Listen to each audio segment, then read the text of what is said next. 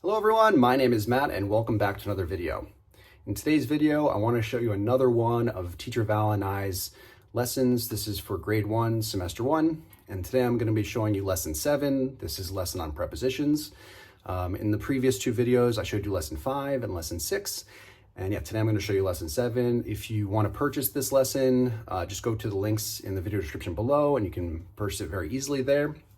And also, Val and I really recommend that if you want to buy these lessons, it's just best to buy them all together as a set because they scaffold into each other. So if you buy lesson 7, if you buy this lesson, you're going to be missing things from the previous 7 or the previous 6 lessons, okay, which are essential for your students in order for them to easily be able to do the language in this lesson. So we just really recommend just buy them as a set, and it's also cheaper to buy them together.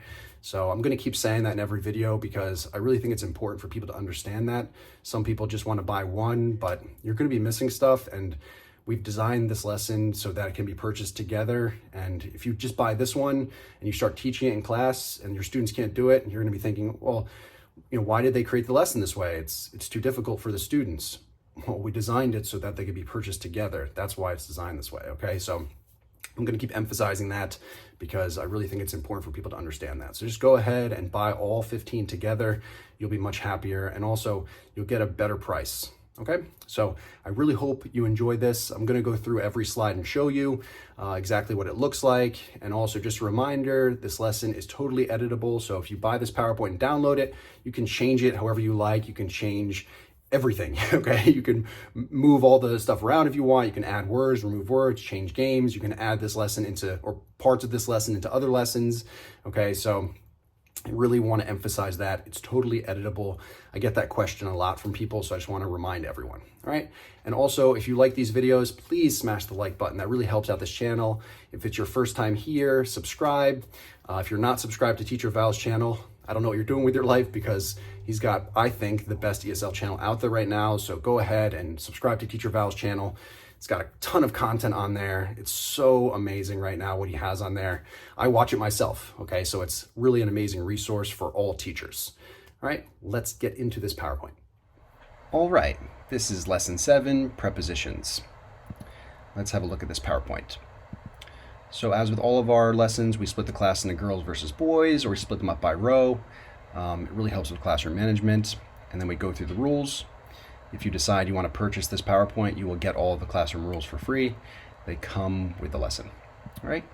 And after the rules, we do our 5, 4, 3, 2, 1 countdown. And this is really useful for training the students to get focused and quiet before the next part of the lesson. After a game or after a teaching portion of the lesson, you want to get them back focused and looking at you, the teacher. So training them with this countdown is very, very useful. And then we go into the warm-up. In this case, we're doing days of the week. So I do it as a chant. You can also show the song. I showed the song in a previous lesson. You can go and check that out. And I have my chant on my channel. So if you want to see how I do that, you can. And then we have the habit of teaching them how to answer this question. What day is today? So today is Monday, today is Tuesday, etc. And then we go into the review. So this review is straight out of the previous lessons. Classroom objects and favorite toys. So in this class, we're teaching them prepositions, but we're going to be using the classroom objects and the toys in order to teach them. So we really recommend, if you want to purchase this lesson, that you also purchase the other lessons. As I've said before, these lessons all go together. So if you buy this lesson, but you don't buy the previous lessons, you might have some confused students who don't know the words. So they can say the prepositions you just taught them, but they don't know all of the words, so they'll have trouble making or saying the full answer. All right, then we have favorite toy. What is your favorite toy? My favorite toy is a ball. Okay, this is directly from the previous lesson. All right, and then let's get into the teaching part of this class. Okay, so first thing, we'll show them this cool little video here. It'll really get their eyes focused on the screen. It's courtesy of Teacher Val. All right, so new words. First new word is going to be an additional classroom object, pencil case, and you can click here and hear the computer say it. Pencil case. Okay, so this is one extra word. We're going to be using this word today for our prepositions. Okay, so first one is on, and again, you can click On. and hear it. Okay, so say it with the class, drill it a few times, and then teach them the action for on, okay? It's like this, on. All the kids should do it with you, okay? Throughout the lesson, throughout the teaching part of the lesson, you should keep, continuously drill these actions with them, because they're gonna need the actions during class, and the actions really help them remember, okay? The next one's in, okay? And the action's like this, in. I have a picture here. It's actually an AI generated photo of me doing this action, so they can see exactly how to do it. And then under, and rinse and repeat. Here you go. Here's the action. So again, continuously train them with the different actions as you go through, so they remember them. Okay, next to is the final one. Okay, and then you can show them again. So it's on, in, under, next to, on, in, under, next to. Okay, you can do it a few times with them, and then we're going to sing a song. Now, the song I have here is a really good song. I'm sure you guys know it. It's on, in, under, by, on, in, under, by, on, in, under, by, where is the spider? But I don't like saying by. So while I'm singing the song with them, I always say on, in, under, next to, on, in, under, next to, and I make them say next to, okay? I prefer to say next to, okay? So, and I want to teach them this word, so I make them say it. But the song is really good, so it's a really good way for them to remember these actions and remember the words. And then we have our TPR game, okay? This explanation here is for you, the teacher, not for the students. You can remove this slide if you want. You don't need it in here, but it's just for you. You can show them. Once you show the kids how to play this game, once they'll understand. It's really simple. Bring up 1 or 2 kids from every team, have them come to the front and face the classroom so they can't see the screen. Okay, they can't see this. And then one of the words will move, and all of the seated students need to do the action. Okay, they all need to do this. They can't talk. If they talk, they lose points, and you need to be strict. Okay, no talking. Take points away immediately if people are talking. And all the students should be doing the action, and the students in the front who can't see the board should say the word. The first student to say the word gets points for their team. Okay, and rinse and repeat. Okay, obviously you can do this the opposite way, as I mentioned in the previous video. You could do it that the seated students need to shout the word, okay, and the standing students need to do the action. Okay, so either way is fine. You really just want them to practice saying the word, and the actions are really going to help them remember, make the connection between the word, and well, if they make the connection between this action and the word, they'll remember it more easily. Okay, and let's go into the next part of the lesson. Okay, so the next part of the lesson is the sentence drill. Okay, so here we have the ruler is next to the pencil case. Okay, you can do actions for every one of these words in the sentence. Okay, I'm not going to show you my actions. You can figure out some actions that feel natural for you. You can have an action for the, an action for ruler, an action for is. Next to, we already have an action for the again and the pencil case. Okay, it'll be really useful. You can have the kids say this in rows. You can have them say it as a whole class together. Okay, you just want to get them saying the sentence. Okay, and if you want, if you're teaching this to grade 2 or grade 3, you can have them write it down in their notebook. Okay, it's totally up to you. With grade 1, you can also have them write it, but it might just take them a long time. So just depends. Okay.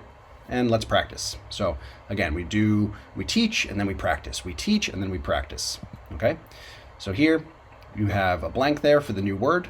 Okay. So the ruler is, and the student should look at the picture. Have them raise their hand and tell you. Okay. You can actually, by team, ask them, what do you think? What do you think? What do you do? What do you think? What do you think? What do you think? What do you think? Okay. And then be like, good job, and give points to every team.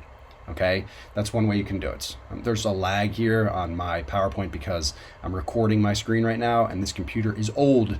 I think you can hear the fan buzzing, and it's not working properly. But as long as you guys can see the PowerPoint, that's it'll work. Okay, so again, we're not showing them the word that we just taught them, and we want to see if they can fill in the blank. Okay.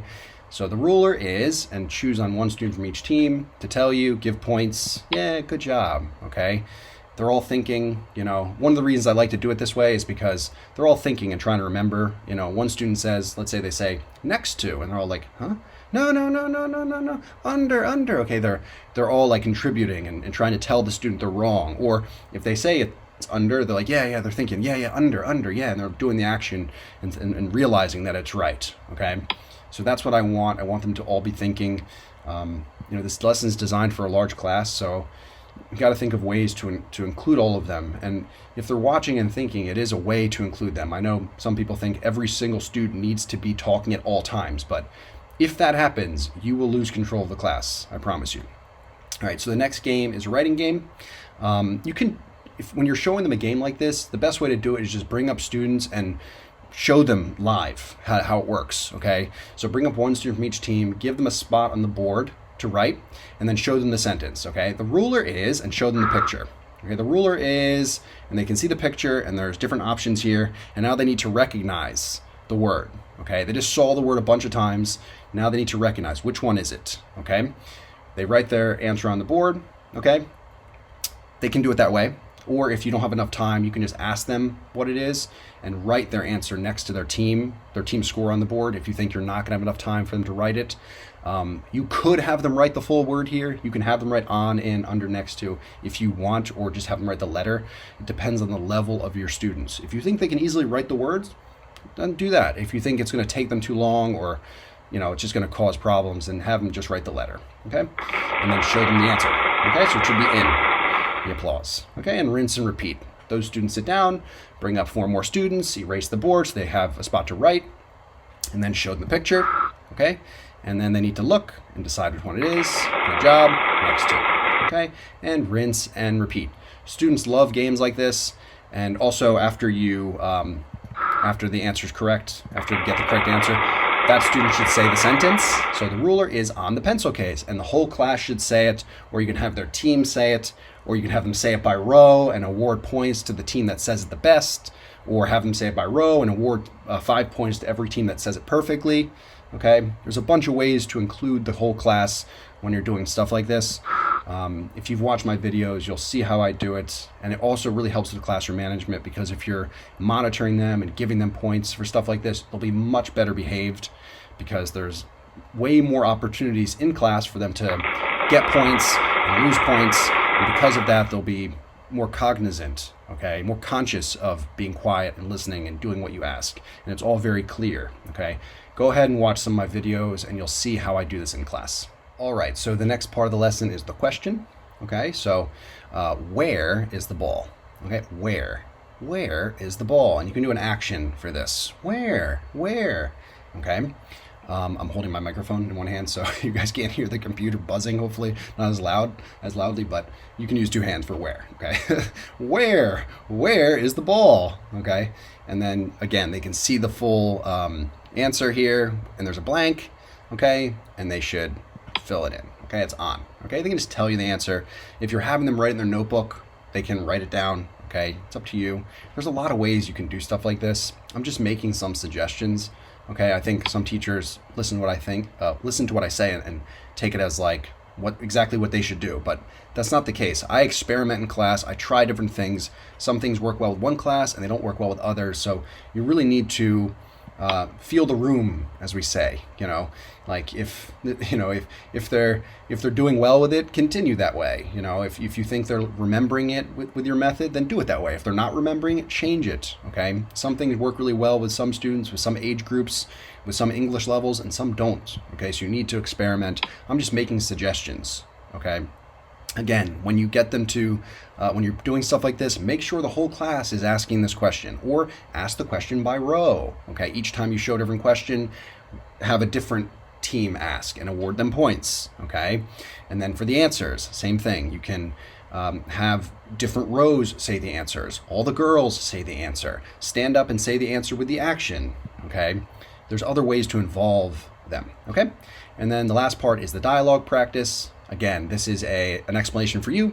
They're not going to understand it. Okay, so here we go. So choose one and say it. Okay, you can, even though you didn't teach them the word choose, I say choose all the time in class. So they know what it means now. Okay, so the way it works is bring up one student from one of the teams and ask them, choose one and say it. So they should ask, where is the, and let's say they say robot. Okay, and then you can call up another student, or of course you can call both those students up at the same time. Okay, so let's say you do team 1, you have 2 students come up, one of them chooses robot. So where is the robot? Click on robot, and it'll take them to this slide. okay? And now you can see, here's a toy from the previous lesson, okay? And they should say the sentence, okay? They should say the sentence, okay? Okay, and they get 5 points, okay? And then if they don't do it correctly, you can give them less points. You know, it's up to you. They should be able to do it. I help them, you know. I don't want them to feel bad, so I help them. If they can't do it, I help them, and then they get points, okay? And then click back, okay? That disappears. Next team comes up. Where is the yo-yo? All right, here we go. They ask and answer the question, and then 6 points. Okay, so it's pretty self-explanatory. Again, you can have those students say it, then have their team say it as well. So they can get 6 points for choosing this one. Then their team also says it together. And then their whole team, because they said it together, they can get an extra 5 points or an extra 3 points or whatever you think is appropriate. Okay, and then click back. That disappears. Call the next 2 up.